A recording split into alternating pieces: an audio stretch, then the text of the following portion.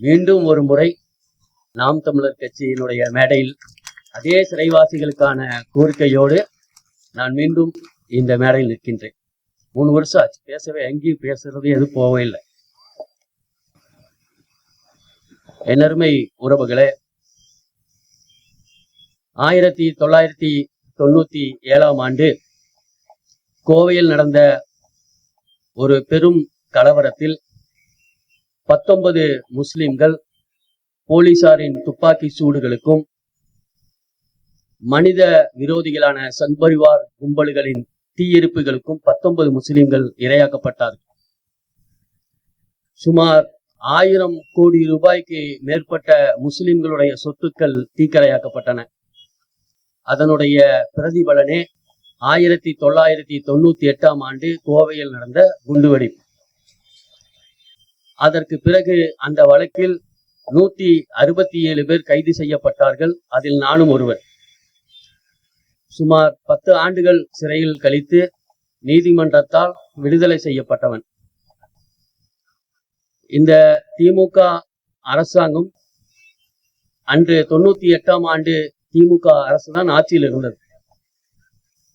அப்பொழுது மத்திய உள்துறை அமைச்சராக அத்வானி இருந்தார். 99ஆம் ஆண்டு பிஜேபியோடு திமுக கூட்டணி சேருகின்றது. திமுக ஒரு கூட்டணி வைக்குது. அதில் 4-5 மத்திய அமைச்சர்கள் ஆகிறார்கள். அப்பொழுது அவர்களுடைய மனம் மகிழ்ச்சிக்காக வேண்டி தமிழ்நாட்டில் 8 மத்திய சிறைச்சாலைகளிலும் அடைக்கப்பட்டிருக்கின்ற முஸ்லிம் சிறைவாசிகளை மிக கொடூரமான தாக்குதல்களுக்கு உள்ளாக்கப்பட்டோம். 1999 மார்ச் மாதம் 3ஆம் தேதி எல்லா மத்திய சிறைச்சாலைகளிலும் 100 நாட்கள் கடுமையாக நாங்கள் தாக்குதலுக்கு உள்ளாக்கப்பட்டோம். நாங்கள் எல்லா சிறைவாசிகள், அப்பொழுது சுமார் 250 முஸ்லிம் சிறைவாசிகள் தமிழ்நாட்டினுடைய எல்லா சிறைச்சாலைகளிலும் அடைக்கப்பட்டிருந்தார்கள். அப்பொழுது எதுக்கு என்ன காரணம் எதுவும் தெரியாது. அப்பொழுதிருந்தே முஸ்லிம்களுடைய விரோதத்தை இவர்கள் தெரிஞ்சிட்டாங்க. நாங்க உள்ள போனதுக்கு பிறகு 3 மாதம் கழித்து 90ஆவது நாள் இந்த வழக்குல குற்றப்பத்திரிகை தாக்கல் செய்யப்படவில்லை என்று சொன்னால் அவனுக்கு பிழை வழங்க வேண்டும் என்பது விதி. இப்ப நாங்க எல்லாரும் 90 நாள்ல எல்லாரும் என்ன பண்றோம்னா பெயில் மூவ் பண்றோம், ஜாமீனுக்கு போறோம். அப்போ எங்க மேல எல்லாம் தேசிய பாதுகாப்பு சட்டத்தில் சிறையில் அடைச்சாங்க. எல்லாத்து மேலையும் என்எஸ்ஏ பதிவு செஞ்சாங்க. 145 பேர்த்துக்கு என்எஸ்ஏ போட்டாங்க. இப்ப என்எஸ்ஏ குற்றவாளிகள் மத்திய அரசாங்கத்தினுடைய சட்டம் அது. இந்த என்எஸ்ஏ குற்றவாளிகள் 1 ஆண்டுகள் சிறையில குண்டாசு போட்டு இருக்காங்களா, அந்த மாதிரி இது தேசிய பாதுகாப்பு சட்டத்தை. அப்படி உள்ள இருந்தா அவங்க 1 ஆண்டுகள் சிறையில இருப்பாங்க அப்படிங்கிறதுக்காக வேண்டி சிறை உணவு இல்லாமல் நல்ல உணவுகள் சிறையில தருவாங்க. உதிரி சாப்பாடு, காலை மாலை சப்பாத்தி, 2 நேரம் சாயா கொடுப்பாங்க. அப்புறம் வாரத்துக்கு 2 முறை ஆட்டுக்கறியை 100 கிராம் தரணுங்கிறதெல்லாம் அந்த என்எஸ்ஏ சட்டத்தினுடைய விதிகள் மத்திய அரசாங்கத்தால் போடப்பட்டது. ஆனால் அப்போ உள்துறையினுடைய தலைமை செயலாளர், உள்துறையினுடைய செயலாளர் பூர்ணலிங்கம் சொல்லி ஒருத்தர் இருந்தார். அவர் என்ன பண்றாருன்னா, இந்த தமிழக என்எஸ்ஏ சட்டத்துக்காக வேண்டி கொடுக்கப்பட்டிருக்கின்ற ஸ்பெஷல் உணவுகள் அனைத்தையும் இவரே தடை செய்கிறார். யாரு? இந்த பூர்ணலிங்கம்ங்கிற உள்துறையினுடைய செயலாளராக இருக்கக்கூடிய தமிழ்நாட்டுடைய செயலாளர் இந்த பூர்ணலிங்கமே தடை செய்கிறார். அப்பொழுது முஸ்லீம்களுக்கு எதிரான இந்த விரோத போக்கை திமுக அரசு கடைபிடிச்சது. 100 நாள் எங்களை சிறையில வச்சு கடுமையாக தாக்கப்பட்டார்கள். நீதிமன்றத்தில் எங்களை ஆஜர்படுத்தவே இல்லை. நீதிமன்றத்தில் கொண்டு போய் 15 நாளைக்கு ஒரு முறை மேஜிஸ்ட்ரேட் முன்னாடி கொண்டு போய் நிறுத்தி மறுபடியும் 15 நாளைக்கு ரிமாண்ட் வாங்கிட்டு வந்தா சிறையில் அடைப்பாங்க. ஆனா அந்த மாதிரி எதுவுமே செய்யல. சுமார் 2 ஆண்டுகளாக நாங்கள் சிறை கொட்டடையில் தனித்தனியாக அடைக்கப்பட்டிருந்தோம். ஒவ்வொருத்தருக்கும் ஒரு செல்லு. 3 மாதமாக நிர்வாணமாகவே அடைக்கப்பட்டிருந்தோம். 3 மாசமா நிர்வாணமா அதுக்குள்ள இருப்போம். காலை மாலையும் 2 தட்டை வச்சு உணவை மூடி உள்ள தருவாங்க. சாப்பிட்டுக்கணும். சாப்பிட்டுட்டு வந்துருவோம். மதிய காலையில 6 மணிக்கு ஒரு காவலர்கள் டியூட்டிக்கு வருவாங்க. அவங்க வரும்போது 10-15 பேர் வந்தோன்னே லாக்அப் திறப்பாங்க. லாக்அப் திறந்து நாங்க ஒருத்தர் தான் இருப்போம். எங்களை போட்டு கடுமையா தாக்குவாங்க. கூட்டிட்டு போயிடுவோம். 1 மணிக்கு ஒருத்தர் டியூட்டிக்கு வருவான். அவனும் அதே மாதிரி செய்வான். சாயந்தரம் 6 மணிக்கு ஒருத்தர் டியூட்டிக்கு வருவான். அவனும் அதே மாதிரி செய்வான். மிக கடுமையாக தாக்கப்பட்டோம். எங்களை கேட்பதற்கு கூட ஒரு நாதி கூட இருக்கலாம். ஏன்டா இப்படி அடிக்கிறீங்க, சட்ட விரோதம் தானே, விசாரணை கைதி தானே, இவங்களை சிறையில சித்திரவதை செய்வதை நியாயமானு கேட்கறதுக்கு இந்த சமூகத்திலிருந்து ஒரே ஒருத்தர் கூட இருக்கல. நாங்களே பின்னாடி சிறப்பு நீதிமன்றம் வருது, சிறப்பு நீதிமன்றத்துல ஆஜர்படுத்துறாங்க. அதுக்கு முன்னாடி எங்களுக்கு குற்றப்பத்திரிக்கை தராங்க. உலக வரலாற்றிலே இருக்காது. 16,300 பக்கங்கள் கொண்ட ஒரு குற்றப்பத்திரிக்கை பெரிய பெரிய சாக்கு மூட்டையில தான் தந்தாங்க. அப்ப நான் பாளையங்கோட்டை ஜெயில நான் அடைக்கப்பட்டிருந்தேன். அப்போ பாளையங்கோட்டை ஜெயில எங்களுக்கு வழக்கமா நாங்க ஒரு வண்டியில இருப்போம். எங்களுக்கு முன்னாடி ஒரு வண்டியில இன்ஸ்பெக்டர் போவாரு, அதுக்கு முன்னாடி ஒரு வண்டியில ஏசி வருவாரு. 3 வண்டி வழக்கமா எங்களை இங்க கொண்டு வரும். ஆனா அன்னைக்கு நாங்க வரும்போது 4 வண்டி இருக்கு. எக்ஸ்ட்ரா ஒரு டெம்போ டிராவலர் வருது, காலியா இருக்கு. அப்போ எனக்கு அது புரியல. நான் கேட்கிறேன் அந்த ஏசிட்ட, சார் இந்த வண்டி எதுக்கு அப்படின்னு சொல்லி, நாளைக்கு தெரியும் அப்படின்னு சொல்றாரு. மறுநாள் போகும்போது நான் போய் 5ஆம் நம்பர் கோர்ட்ல போய் நிக்கிறேன். அப்போ கோர்ட்ல போய் நிற்கும் போது அவரு சார்ஜ் ஷீட் கொடுக்குறாரு. உங்களுக்கு சார்ஜ் ஷீட் கொடுக்குறேன், பெற்றுக்கொள்றீங்களா அப்படின்னு சொல்றாரு. ஓ பெற்றுக்கொள்றேன் அப்படின்னு சொல்லிட்டு கை நீட்டி நின்னா அங்க வருது பாரு அப்படின்னு சொல்றாரு. பார்த்தா ஒரு வண்டியில வச்சு தள்ளிட்டு வந்தாங்க. ஒரு வண்டியில வச்சு தள்ளிட்டு வந்து எங்களுக்கு எக்ஸ்ட்ரா ஒரு டெம்போ டிராவலர் உண்டா, அந்த வண்டியில நாங்க 4 பேர் வந்திருந்தோம். அதுக்கு எக்ஸ்ட்ரா கொண்டு வந்த வண்டியில தான் அந்த சாக்கு மூட்டையில தான் அந்த சார்ஜ் ஷீட் ஏறிச்சு. இப்ப இவ்வளவு பெரிய ஒரு சார்ஜ் ஷீட்டை போட்டு கொடுத்துட்டு இந்த வழக்கை போலீஸே நடத்துச்சு. இந்த வழக்கை போலீஸே நடத்துச்சு. எங்களுக்கு வழக்கறிஞர்கள் கூட இல்லை. எங்களுக்கு வழக்கறிஞர்கள் வைக்க கூட தெரியாது. இந்த வழக்கு இப்படி இருக்கு, நாம எதிர்கொண்டிருக்கின்ற வழக்கு இந்திய அளவுல பெரிய ஒரு வழக்கு. இந்த வழக்கை எதிர்கொள்ற அளவுக்கு சக்தி படைத்தவர்கள் நாங்க, பெரிய அளவுல சக்தி படைத்தவர்கள். 7ஆம் கிளாஸ் 8ஆம் கிளாஸ் அதிகபட்சம் நாங்க எங்களை படிச்சவங்க 10ஆம் வகுப்பு தான் இருந்தோம். அப்படி இருந்து நீண்ட கால சிறைக்கு வாசத்துக்கு பிறகு நாங்க சிறையில தண்டனை கைதி மட்டும் தான் படிக்க முடியும்னு இருந்துச்சு. நாங்க போலோநாத் சொல்லி ஒரு ஐஜி இருந்தார், அவருக்கு மனு போட்டு நான் கூட என்ன பண்ணேன், உள்ள இருந்தே BA ஹிஸ்டரி படிச்சேன். அப்புறம் மார்க்க கல்வி கூட நான் கற்றுக்கொண்டு உலமா பட்டம் நான் வாங்கினேன்.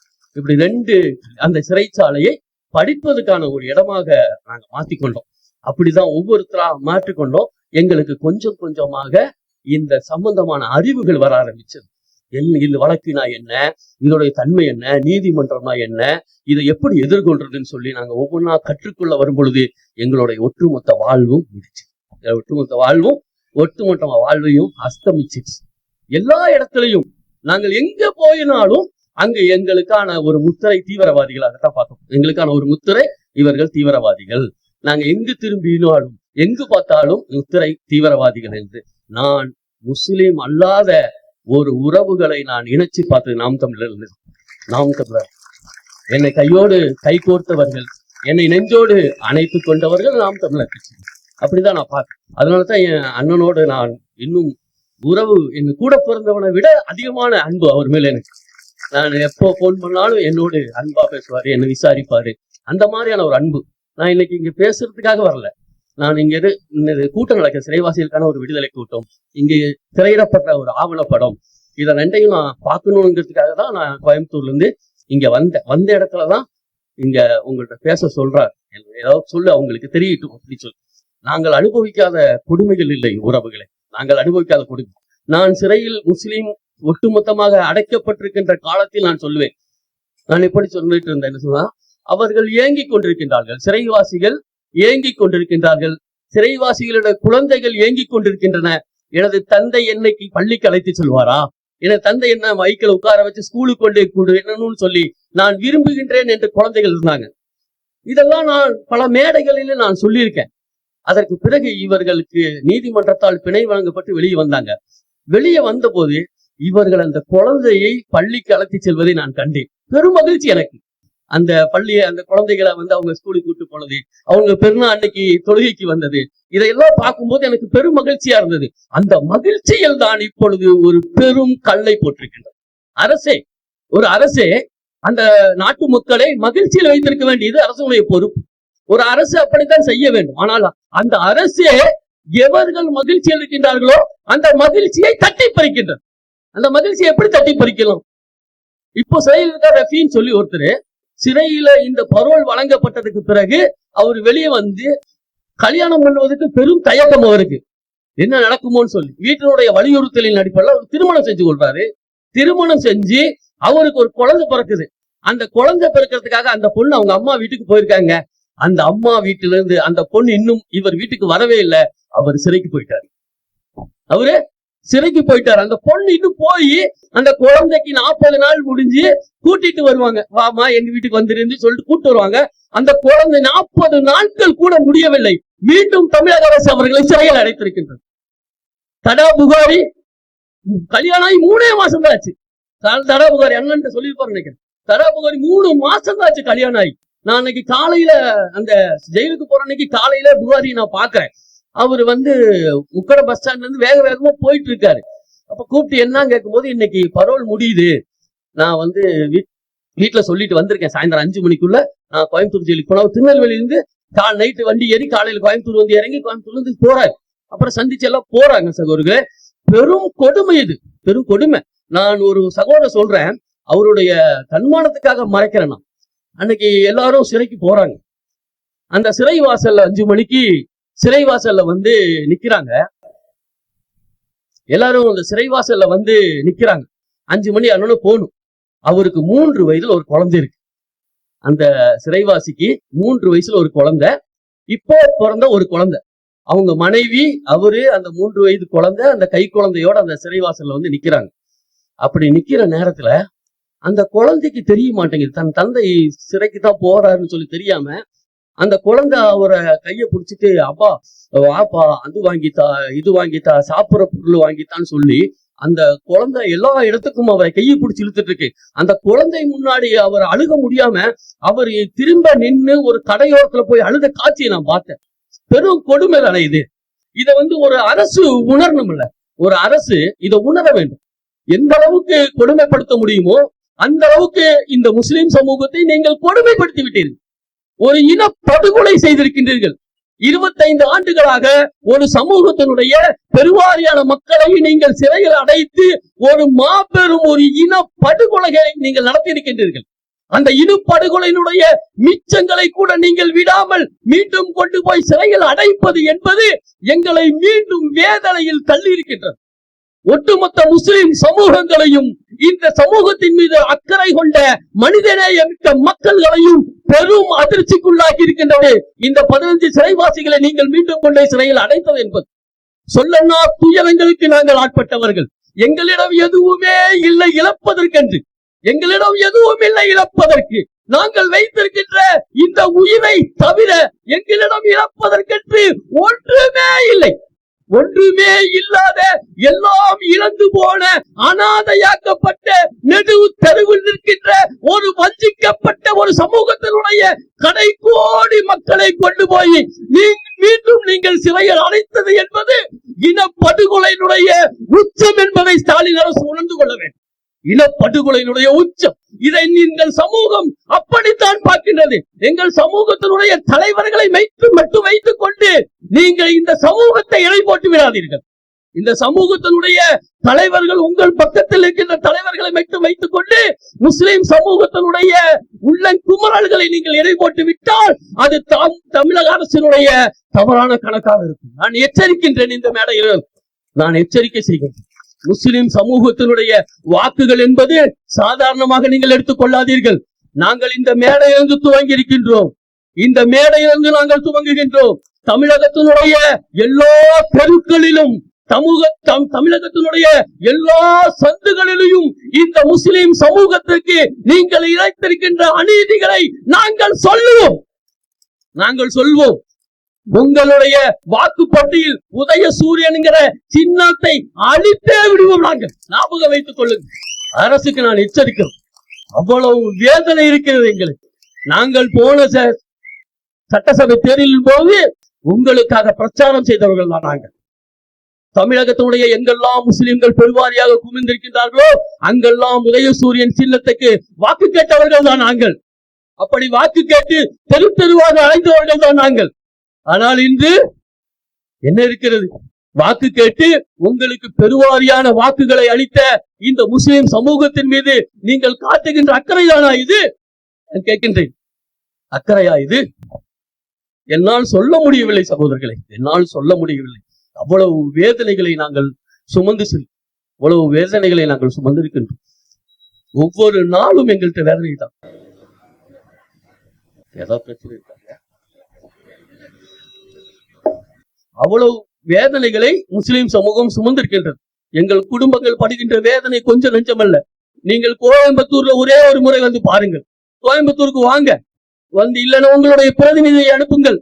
நாங்கள் உங்கள்கிட்ட 2 முறை கோரிக்கை வச்சுட்டோம். நீங்க கோயம்புத்தூருக்கு வந்தப்போ 2 முறை எங்க சமூகத்தினுடைய தலைவர்கள் வந்து உங்களை சந்திச்சு இந்த முஸ்லிம் சிறைவாசிகளுடைய விடுதலை சந்திச்சு கூட கோரிக்கை வச்சிருக்காங்க.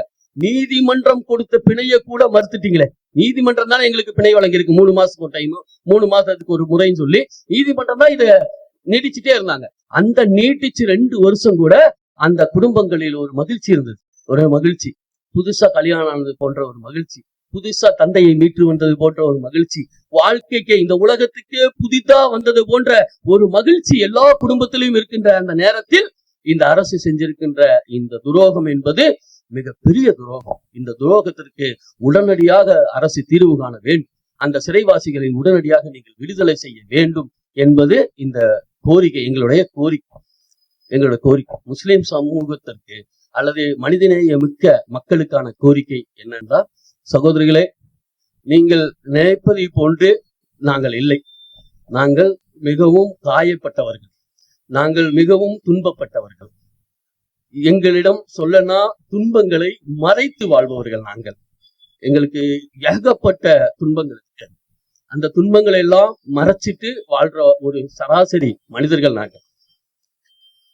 எங்களோடு நீங்கள் உறுதியாக நிற்க வேண்டும் தோழர்களே, உறவுகளை, எங்களோடு நீங்கள் நிற்க வேண்டும்.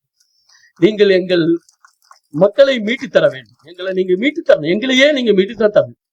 நாங்கள் அப்படி எல்லோராலையும் பழிக்கப்பட்ட ஒரு அனாதைகள். நாங்கள் எல்லோரோடும் பழிக்கப்பட்ட, வஞ்சிக்கப்பட்ட, தனிமைப்படுத்தப்பட்ட, வாழ்வாதாரம் கூட பாதிக்கப்பட்ட, எதுவுமற்ற ஒரு அனாதைகள் நாங்கள். உறவுகளே, இந்த கூட்டம் முடிந்தவுடன் நீங்கள் கலைந்து செல்லாமல் எங்கள் விடுதலையில் எங்களோடு நீங்கள் கைகோர்த்து வாருங்கள், அல்லது உங்கள் கையோடு நாங்கள் கைகோர்த்து வாருங்கள். உங்கள் கையோடு நாங்கள் கைகோர்க்கிறோம். நீங்களும் எங்களை விட்டு விட்டீர்கள் என்று சொன்னால் எங்களை கேட்பதற்கென்று யாருமே இருக்கு. அதுக்காகத்தான் நான் உங்கள் முன்னால் நிற்கின்றேன். உறவுகளை, நாங்கள் அனாதையாக்கப்பட்டவர்கள். எங்களை உங்கள் நெஞ்சோடு அணைத்துக் கொள்ளுங்கள். உங்களுக்கு நாங்கள் இருக்கிறோம் என்று எங்களுக்கு நீங்கள் சொல்லுங்கள். எங்களுக்கு நாங்கள் இருக்கிறோம், நான் உங்களை மீட்டு தருகிறோம் என்று சொல்லுங்கள் என்று உங்களோடு நாங்கள் இருக்கிறோம். அரசுக்கான கோரிக்கை என்பது எங்கள் சமூகத்திலிருந்து மெல்ல வருகின்றது, சத்தம் இல்லாமல் வருகின்றது. உங்கள் சத்தமாவது அரசுக்கு கேட்கட்டும், எங்களுக்கு சத்தம் கேட்கட்டும் என்பதுதான் என்ற கோரிக்கை. நாங்கள் அப்படி பாதிக்கப்பட்டவர்கள், நாங்கள் எல்லோராலும் விடப்பட்டவர்கள். நாங்கள் எங்களை கை தூக்கி விடுங்கள். உங்கள் கையோடு எங்கள் கைகளை இணைத்துக் கொள்ளுங்கள். எங்களுக்கான ஒரு வாழ்வாதாரத்தை நீங்கள் பெற்றுத்தாருங்கள் என்ற கோரிக்கையோடு வாய்ப்பளித்தமைக்கு நன்றி கூறி முடிக்கின்றேன். அஸ்ஸலாமு அலைக்கும்.